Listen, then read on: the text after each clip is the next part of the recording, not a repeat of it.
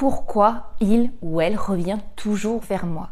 Bonjour à toutes et à tous et bienvenue si vous ne me connaissez pas, je suis Esther Valentin, je suis coach en développement personnel et spécialisée en vie relationnelle et plus particulièrement la vie sentimentale. Et aujourd'hui j'aborde cette question, c'est une question que j'ai reçue très récemment et qui vient s'additionner, se cumuler sur beaucoup de questions qui vont dans ce sens. C'est pourquoi cet autre, mon ex, mon ci, mon ça, revient toujours vers moi.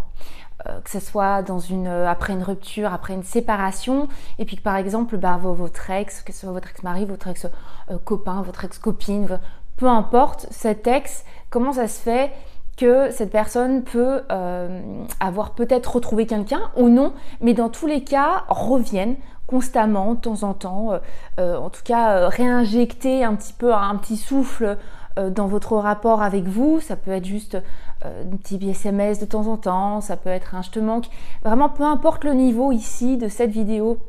Pour cette vidéo en tout cas, des allers-retours de l'autre, on va surtout parler de ce pourquoi cette personne revient. Qu'est-ce qui va se cacher derrière les allers-retours que vous percevez de cet ex. Dans tous les cas, ça veut dire que cette personne reste en contact, fait des allers-retours. Ok ? Dans tous les cas, il faut savoir que cette situation, elle laisse bien souvent beaucoup d'incompréhension. Elle nous laisse beaucoup dans le questionnement, d'où les questions que j'ai reçues qui m'ont poussé à faire cette vidéo. Mais ici, là, maintenant, on va aborder la situation d'un point de vue qui va vous redonner tout simplement une responsabilité et un pouvoir de choisir, un pouvoir de décision sur la situation. Parce que quand on est en train de se questionner sur un autre être humain, sur le pourquoi cet autre agit, pourquoi il fait ça, pour quelle raison, pour quel motif, on est tout simplement en train de passer de l'énergie à faire de l'hypothèse, parce qu'on n'est pas cet autre être humain. Vous et moi ne sommes pas cet autre sur lequel vous vous questionnez.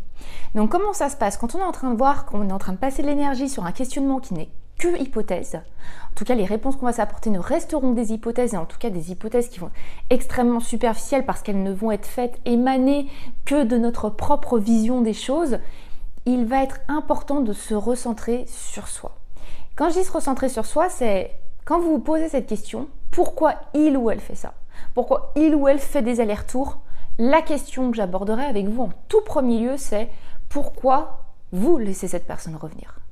Pourquoi vous tolérez des allers-retours? Pourquoi vous les acceptez? Parce que c'est là qu'il va se passer des choses, c'est là que vous avez une marge de manœuvre. Chercher à comprendre un autre être humain, sans même le questionner, même si vous le questionnez, qui dans tous les cas dégage cette forme d'instabilité, ne vous amènera jamais les réponses. Par contre, là où vous avez, mais devant vous, une marge de manœuvre, de décision, d'application possible, c'est quand vous reportez cette énergie de questionnement à « et moi, comment ça se fait que je le laisse faire ?» Parce qu'à chaque situation de vie où on se questionne et qui nous laisse dans l'incompréhension, la première question à se poser, c'est ce à quoi ça nous renvoie sur nous-mêmes. Pourquoi nous sommes en train de permettre et peut-être d'entretenir cette situation. J'ouvre une petite parenthèse, cette estime qu'on se porte, c'est-à-dire cette écoute attentive qu'on va se porter à soi qui va nous permettre d'arrêter de toujours détourner notre énergie à se questionner au mauvais endroit.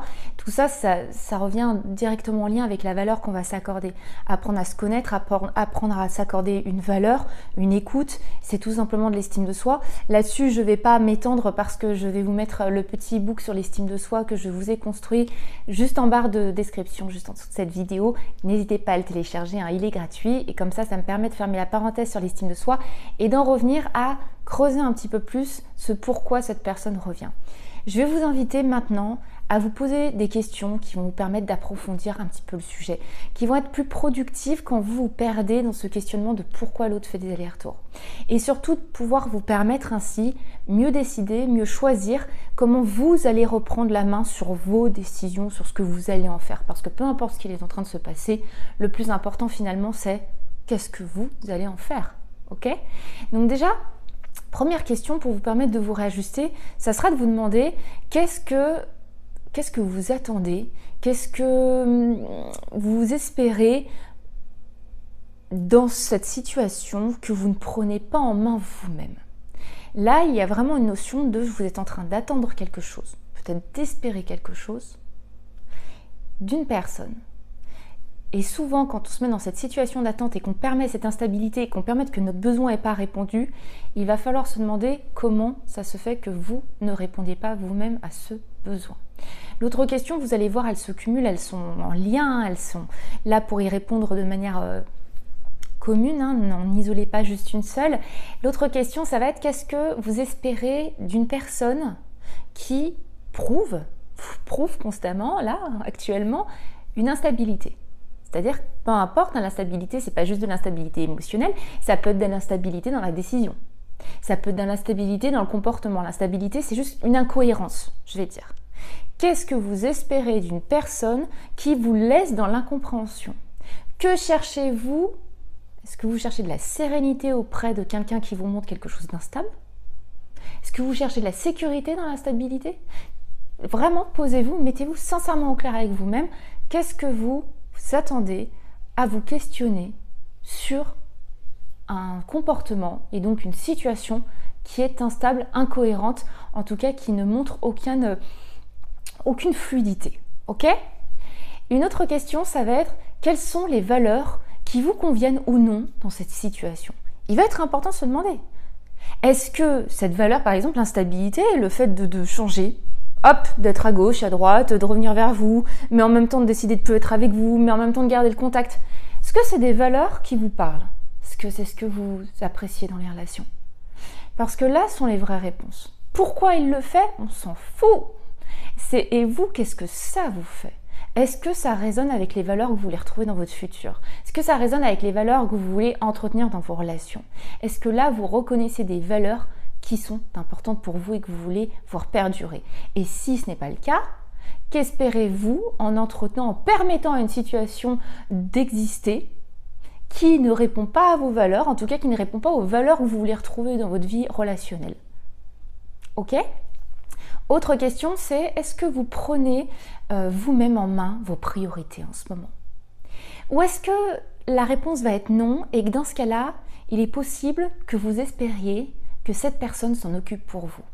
Je vais être un petit peu plus précise, je vais vous le mettre dans un exemple concret.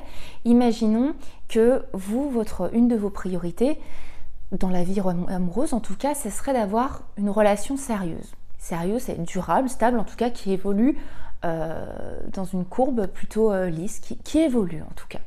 Si ça c'est votre objectif, si ça c'est une de vos priorités, et c'est ok, l'important c'est juste de reconnaître qu'est-ce qu'on a envie et besoin à ce stade de notre vie. Si je veux une relation sérieuse, est-ce que je suis actuellement investie dans la recherche de réponse à cet objectif, dans la recherche de réponse à mes priorités, à mes besoins?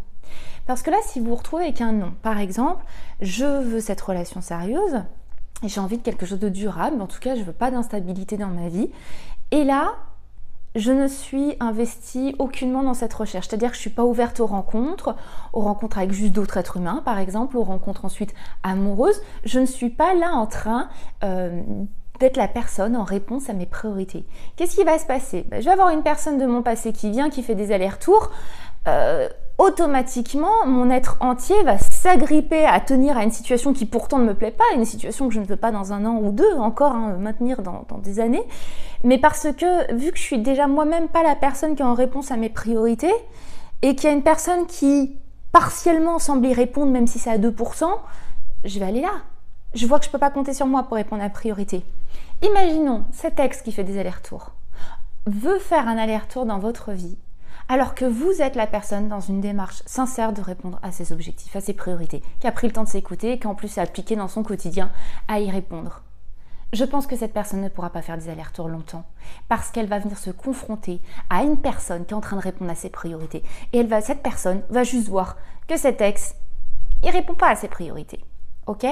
La dernière question que je vous invite sincèrement à vous poser, c'est quelle valeur vous souhaitez dans votre relation idéale. La relation idéale, c'est pas une relation parfaite qui est toute belle, toute rose, c'est la relation qui vous convient. Et tout simplement, est-ce que vous êtes en train de les retrouver ici? Vous avez vu, cette question est très en lien avec une précédente que je vous ai posée. En tout cas, tout le but de ces questions, là de vous demander quelles sont les valeurs que vous cherchez dans votre relation idéale, est-ce que vous les retrouvez ici? Tous ces questionnements sont là pour vous apprendre à vous écouter, à vous mettre dans cette réponse envers vous-même que vous avez, Votre boussole pour guider vos décisions, vos actions, votre investissement, vous l'avez en vous. Sauf que quand on n'entreprend pas, quand on ne peut pas compter sur soi, quand on n'écoute pas le sens qu'on veut donner à nos actions, quand on ne fait pas en fait le lien avec l'intention profonde qui se cache en nous, ce qu'on cherche en profondeur, et qu'on reste qu'en surface de nous-mêmes, on va juste réaliser qu'on est en train d'être réactionnel à la vie. En fait, on est en train juste de réagir à ce qui nous arrive. Mais on n'en est plus aucunement le guide, l'acteur qui donne une direction à notre vie. Et toutes ces questions ont pour but de vous reconnecter au sens profond que vous recherchez. Et ensuite de pouvoir, comme ça, reprendre en main votre pouvoir et vous dire « Ok, là, est-ce que entre ce que je cherche vraiment, ce que là j'ai dans mes tripes, ce que j'ai besoin, de mes priorités de vie, et ce qui est en train de se passer, est-ce que c'est cohérent ?» Parce que si je laisse une personne qui fait des allers-retours décider pour moi, je vais juste réaliser que ça ne va nulle part.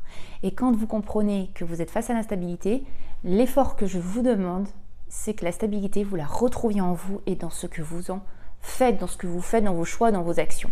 Ok ?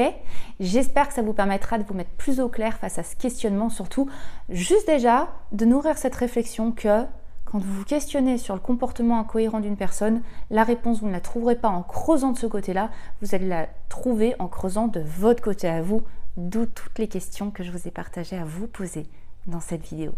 Donc j'espère vraiment que ça vous a plu, que ça peut vous aiguiller. Si c'est le cas, n'hésitez vraiment pas à me le faire savoir en likant cette vidéo, en mettant un petit commentaire. Et dans tous les cas, vous le savez très bien, de mon côté, je ne vous lâche pas parce que je vous retrouve très très vite pour une prochaine vidéo. À très vite. Bye bye.